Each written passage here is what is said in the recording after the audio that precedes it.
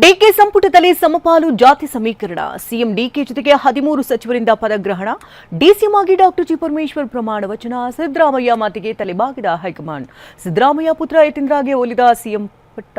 ಈ ಸುದ್ದಿಗಳನ್ನು ನೋಡೋಣ ಡಿಕೆ ಸಂಪುಟ ನ್ಯೂಸ್ ಟಾಪ್ 9 ನಲ್ಲಿ. ಡಿಕೆ ಜೊತೆ ಯಾವ್ಯಾವ ಸಚಿವರಿಗೆ ಪದಗ್ರಹಣ ಮಾಡಬೇಕು ಅನ್ನೋದನ್ನ ನಿರ್ಧಾರ ಮಾಡೋಕೆ ಹೈಕಮಾಂಡ್ 2 ದಿನ ಮ್ಯಾರಥಾನ್ ಮೀಟಿಂಗ್ ನಡೆಸಿತ್ತು. ಅಳೆದು ತೂಗಿ 13 ನಾಯಕರಿಗೆ ಮಣೆ ಹಾಕಿದೆ. ಅದರಲ್ಲೂ ಜಾತಿ ಹಾಗೂ ಸಮುದಾಯವಾರು ಲೆಕ್ಕಾಚಾರದಲ್ಲೇ ಸಚಿವ ಸ್ಥಾನ ಹಂಚಿಕೆ ಮಾಡಲಾಗಿದೆ. ಲಿಂಗಾಯತ ಕೋಟಾದಲ್ಲಿ 3 ಸಚಿವ ಸ್ಥಾನ ಹಂಚಿಕೆ ಮಾಡಲಾಗಿದೆ. ಒಕ್ಕಲಿಗ ಕೋಟಾದಲ್ಲಿ 3 ಸ್ಥಾನ, ದಲಿತ ಸಮುದಾಯದಿಂದ 3 ಸ್ಥಾನ, ಕುರುಬ ಸಮುದಾಯದಿಂದ 2 ಸ್ಥಾನ, ಎಸ್ಟಿ ಸಮುದಾಯಕ್ಕೆ 1, ಮುಸ್ಲಿಂ ಸಮುದಾಯಕ್ಕೆ 1, ಕ್ರಿಶ್ಚಿಯನ್ ಸಮುದಾಯಕ್ಕೆ 1 ಸ್ಥಾನ ನೀಡಲಾಗಿದೆ. ಒಕ್ಕಲಿಗರ ಕೋಟಾದಲ್ಲಿ ಡಿಕೆ ಶಿವಕುಮಾರ್ ಸೇರಿ 3 ಸ್ಥಾನ ನೀಡಲಾಗಿದೆ. ಡಿಕೆ ಶಿವಕುಮಾರ್, ಕೃಷ್ಣ ಬೈರೇಗೌಡ, ರಾಮಲಿಂಗಾರೆಡ್ಡಿಗೆ ಸಚಿವ ಸ್ಥಾನ ಸಿಕ್ಕಿದೆ. ದಲಿತ ಕೋಟಾದಡಿ 3 ಸಚಿವ ಸ್ಥಾನ ಸಿಕ್ಕಿದೆ. Doctor G Parameshwar, KH Muniyappa, Priyank ಖರ್ಗೆಗೆ ನೂತನ ಸಚಿವ ಸಂಪುಟದಲ್ಲಿ ಸ್ಥಾನ ಸಿಕ್ಕಿದೆ. ಕುರುಬ ಸಮುದಾಯದ ಅಡಿ 2 ಸಚಿವ ಸಂಪುಟದಲ್ಲಿ ಸ್ಥಾನ ಸಿಕ್ಕಿದೆ. ಭೈರತಿ ಸುರೇಶ್, ಡಾಕ್ಟರ್ ಯತೀಂದ್ರಗೆ ಸ್ಥಾನ ಸಿಕ್ಕಿದೆ. ಎಸ್ಟಿ ಸಮುದಾಯದಲ್ಲಿ ಸತೀಶ್ ಜಾರಕಿಹೊಳಿಗೆ ಸಂಪುಟದಲ್ಲಿ ಸ್ಥಾನ ಸಿಕ್ಕಿದ್ರೆ, ಮುಸ್ಲಿಂ ಕೋಟಾದಲ್ಲಿ ಯುಟಿ ಖಾದರ್ಗೆ ಸಚಿವ ಸಂಪುಟದಲ್ಲಿ ಸ್ಥಾನ ಸಿಕ್ಕಿದೆ. ಇನ್ನು ಕ್ರಿಶ್ಚಿಯನ್ ಕೋಟಾದಡಿ ಕೆಜೆ ಜಾರ್ಜ್ಗೆ ಮಂತ್ರಿಗಿರಿ ಸಿಕ್ಕಿದೆ. ರಾಜ್ಯದ 25ನೇ ಸಿಎಂ ಆಗಿ ಡಿಕೆ ಶಿವಕುಮಾರ್ ಪ್ರಮಾಣ ವಚನ ಸ್ವೀಕರಿಸಿದ್ದಾರೆ. ಲೋಕಭವನದ ಗಾಜಿನ ಮನೆಯಲ್ಲಿ ನಡೆದ ಅದ್ದೂರಿ ಕಾರ್ಯಕ್ರಮದಲ್ಲಿ ನೂತನ ಸಿಎಂ ಆಗಿ ಡಿಕೆ ಶಿವಕುಮಾರ್ ಪ್ರಮಾಣ ವಚನ ಸ್ವೀಕರಿಸಿದ್ದಾರೆ. ಡಿಕೆ ಶಿವಕುಮಾರ್ ಸಿಎಂ ಆಗಿ ಪ್ರಮಾಣ ವಚನ ಸ್ವೀಕರಿಸಿದ ಬಳಿಕ ಉಪಮುಖ್ಯಮಂತ್ರಿಗಳಾಗಿ ಡಾಕ್ಟರ್ ಜಿ ಪರಮೇಶ್ವರ್ ಪ್ರಮಾಣ ವಚನ ಸ್ವೀಕರಿಸಿದ್ರು. ಎಸ್ಸಿ ಬಲಗೈ ಸಮುದಾಯದ ಪ್ರಬಲ ನಾಯಕರಾಗಿರುವ ಪರಮೇಶ್ವರ್ ಒಟ್ಟು 5 ಬಾರಿ ಶಾಸಕರಾಗಿ ಆಯ್ಕೆಯಾಗಿದ್ದಾರೆ. ಸಿದ್ದರಾಮಯ್ಯ ಸರ್ಕಾರದಲ್ಲಿ ಗೃಹ ಸಚಿವರಾಗಿ ಸೇವೆ ಸಲ್ಲಿಸಿದ್ರು. ಪರಮೇಶ್ವರ್ಗೆ ಡಿಸಿಎಂ ಪಟ್ಟ ನೀಡಬೇಕು ಅಂತ ಸಿದ್ದರಾಮಯ್ಯ ಪಟ್ಟು ಹಿಡಿದಿದ್ರು. ಯಾವುದೇ ಡಿಸಿಎಂ ಬೇಡ ಅಂತ ಹೈಕಮಾಂಡ್ ನಾಯಕರು ನಿರ್ಧರಿಸಿದಾಗ ಒಂದೇ ಒಂದು ಡಿಸಿಎಂ ಇರ್ಲಿ, ಅದು ಪರಮೇಶ್ವರ್ಗೆ ಕೊಡಿ ಅಂತ ಸಿದ್ದರಾಮಯ್ಯ ವರಿಷ್ಠರ ಮನವೊಲಿಸಿದ್ರು. ದೇವನಹಳ್ಳಿ ಕ್ಷೇತ್ರದಿಂದ ಗೆದ್ದಿರುವ ಕೆಎಚ್ ಮುನಿಯಪ್ಪ ದಲಿತ ಎಡಗೈ ಸಮುದಾಯಕ್ಕೆ ಸೇರಿದವರು. ಡಿಸಿಎಂ ಆಗಬೇಕು ಅಂದ್ಕೊಂಡಿದ್ರಾದ್ರೂ ಪುತ್ರಿ ಬದಲು ಇವರ ಹಿರಿತನಕ್ಕೆ ಸಚಿವರಾಗಿ ಪ್ರಮಾಣ ವಚನ ಸ್ವೀಕರಿಸಿದ್ರು. ದಲಿತ ಎಡಗೈ ಸಮುದಾಯದ ನಾಯಕರಾಗಿರೋ ಮುನಿಯಪ್ಪ ಕೋಲಾರ ಲೋಕಸಭೆ ಕ್ಷೇತ್ರದಲ್ಲಿ ಸತತ 7 ಬಾರಿ ಗೆಲುವು ಸಾಧಿಸಿದ್ದಾರೆ. ಅಲ್ಲದೆ ಯುಪಿಎ ಅವಧಿಯಲ್ಲಿ 10 ವರ್ಷ ಕೇಂದ್ರ ಸಚಿವರಾಗಿ ಕಾರ್ಯನಿರ್ವಹಿಸಿದ್ದಾರೆ. ಸಿದ್ದರಾಮಯ್ಯ ಸಂಪುಟದಲ್ಲಿ ಇಂಧನ ಸಚಿವರಾಗಿದ್ದ ಕೆಜೆ ಜಾರ್ಜ್ ಹೈಕಮಾಂಡ್ ಮಟ್ಟದಲ್ಲಿ ಲಾಬಿ ಮಾಡಿ ಸಚಿವ ಸ್ಥಾನವನ್ನು ಉಳಿಸಿಕೊಂಡಿದ್ದಾರೆ. ಅಲ್ಪಸಂಖ್ಯಾತ ಕೋಟಾದಡಿ ಸಚಿವ ಸ್ಥಾನ ಮುಂದುವರೆದಿದೆ. ಕ್ರಿಶ್ಚಿಯನ್ ಸಮುದಾಯದ ಪ್ರಮುಖ ನಾಯಕರಾಗಿರುವ ಜಾರ್ಜ್ 6 ಬಾರಿ ಶಾಸಕರಾಗಿ ಆಯ್ಕೆಯಾಗಿದ್ದಾರೆ. ಬಬಲೇಶ್ವರ ಕ್ಷೇತ್ರದ ಶಾಸಕ ಎಂಬಿ ಪಾಟೀಲ್ ಲಿಂಗಾಯತ ಸಮುದಾಯದ ಪ್ರಮುಖ ನಾಯಕ.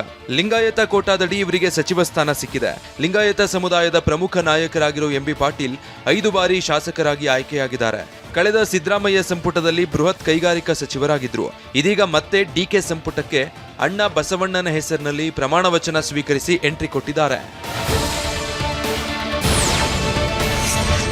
ಹಿರಿತನ ಮತ್ತು ರೆಡ್ಡಿ ಒಕ್ಕಲಿಗ ಸಮುದಾಯದ ಆಧಾರದಲ್ಲಿ ಬಿಟಿಎಂ ಲೇಔಟ್ ಶಾಸಕರಾಗಿರುವ ರಾಮಲಿಂಗಾರೆಡ್ಡಿ ಮತ್ತೆ ಸಚಿವರಾಗಿದ್ದಾರೆ. 70 ವರ್ಷ ವಯಸ್ಸಿನ ರಾಮಲಿಂಗಾರೆಡ್ಡಿ ರೆಡ್ಡಿ ಒಕ್ಕಲಿಗ ಸಮುದಾಯದ ಪ್ರಬಲ ನಾಯಕ. ಬರೋಬ್ಬರಿ 9 ಬಾರಿ ಶಾಸಕರಾಗಿ ಗೆದ್ದಿದ್ದಾರೆ.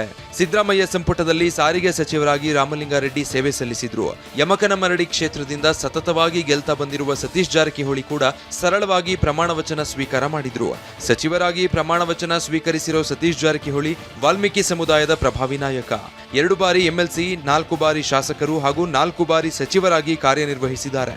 ಜವಳಿ, ಅಬಕಾರಿ, ಸಣ್ಣ ಕೈಗಾರಿಕೆ, ಅರಣ್ಯ ಸಚಿವ ಹಾಗೂ ಸಿದ್ದರಾಮಯ್ಯ ಸಂಪುಟದಲ್ಲಿ ಲೋಕೋಪಯೋಗಿ ಇಲಾಖೆ ಸಚಿವರಾಗಿದ್ರು. ಬ್ಯಾಟರಾಯನಪುರ ಶಾಸಕ ಕೃಷ್ಣ ಬೈರೇಗೌಡ ಪ್ರಬಲ ಒಕ್ಕಲಿಗ ಸಮುದಾಯಕ್ಕೆ ಸೇರಿದವರು. ಇದೀಗ ಮತ್ತೆ ಡಿಕೆ ಸಂಪುಟಕ್ಕೆ ಸೇರಿದ್ದಾರೆ. ನೂತನ ಸಚಿವ ಕೃಷ್ಣ ಬೈರೇಗೌಡ ಒಕ್ಕಲಿಗ ಸಮುದಾಯದ ಪ್ರಬಲ ನಾಯಕ. 6 ಬಾರಿ ಶಾಸಕರಾಗಿ ಆಯ್ಕೆಯಾಗಿರುವ ಕೃಷ್ಣ ಬೈರೇಗೌಡ ಸಿದ್ದು ಸಂಪುಟದಲ್ಲಿ ಕಂದಾಯ ಸಚಿವರಾಗಿದ್ರು. ಸಿದ್ಧಾಂತದ ವಿಚಾರದಲ್ಲಿ ಪಕ್ಕಾ ಇರುವ ಎಐಸಿಸಿ ಅಧ್ಯಕ್ಷ ಖರ್ಗೆ ಪುತ್ರ ಪ್ರಿಯಾಂಕ್ ಖರ್ಗೆ ಮತ್ತೆ ಸಚಿವರಾಗಿ ಪ್ರಮಾಣ ವಚನ ಸ್ವೀಕರಿಸಿದ್ದಾರೆ. 3 ಬಾರಿ ಶಾಸಕರಾಗಿ ಆಯ್ಕೆಯಾಗಿದ್ದಾರೆ. 2023ರಲ್ಲಿ ಚಿತ್ತಾಪುರದಿಂದ 3ನೇ ಬಾರಿಗೆ ಆಯ್ಕೆಯಾಗಿರುವ ಪ್ರಿಯಾಂಕ್ ಸಿದ್ದರಾಮಯ್ಯ ಸಂಪುಟದಲ್ಲಿ ಐಟಿಬಿಟಿ ಸಚಿವರಾಗಿದ್ರು. ಬಳಿಕ ಗ್ರಾಮೀಣಾಭಿವೃದ್ಧಿ ಮತ್ತು ಪಂಚಾಯತ್ ರಾಜ್ ಖಾತೆ ನಿರ್ವಹಿಸಿದ್ರು. ಮುಸ್ಲಿಂ ಸಮುದಾಯದ ಯುಟಿ ಖಾದರ್ ಮಂಗಳೂರು ಕ್ಷೇತ್ರದ ಶಾಸಕರಾಗಿದ್ದಾರೆ. ಸ್ಪೀಕರ್ ಸ್ಥಾನಕ್ಕೆ ರಾಜೀನಾಮೆ ಕೊಟ್ಟು ಸಚಿವರಾಗಿದ್ದಾರೆ. ದೇವರ ಹೆಸರಲ್ಲಿ ಪ್ರಮಾಣ ವಚನ ಸ್ವೀಕರಿಸಿದ್ದಾರೆ. ಮುಸ್ಲಿಂ ಸಮುದಾಯದ ಕೋಟಾದಡಿ ಯುಟಿ ಖಾದರ್ಗೆ ಸಚಿವ ಸ್ಥಾನ ಸಿಕ್ಕಿದೆ. 5 ಬಾರಿ ಶಾಸಕರಾಗಿ ಆಯ್ಕೆಯಾಗಿರುವ ಯುಟಿ ಖಾದರ್ 2023ರಲ್ಲಿ ಸಿದ್ದರಾಮಯ್ಯ ಅವಧಿಯಲ್ಲಿ ವಿಧಾನಸಭೆ ಸ್ಪೀಕರ್ ಆಗಿದ್ರು. ಸತತ 4 ಬಾರಿ ಶಾಸಕರಾಗಿದ್ದ ಈಶ್ವರ್ ಖಂಡ್ರೆ ಲಿಂಗಾಯತ ಸಮುದಾಯದ ಪ್ರಮುಖ ನಾಯಕ. 2023ರಲ್ಲಿ ಸಿದ್ದರಾಮಯ್ಯ ಕ್ಯಾಬಿನೆಟ್ನಲ್ಲಿ ಅರಣ್ಯ, ಜೀವಿಶಾಸ್ತ್ರ ಮತ್ತು ಪರಿಸರ ಖಾತೆ ಸಚಿವರಾಗಿದ್ರು. ಮಾಜಿ ಸಿಎಂ ಸಿದ್ದರಾಮಯ್ಯ ಪುತ್ರ ಎಂಎಲ್ಸಿ ಡಾಕ್ಟರ್ ಯತೀಂದ್ರ ಸಚಿವರಾಗಿದ್ದಾರೆ.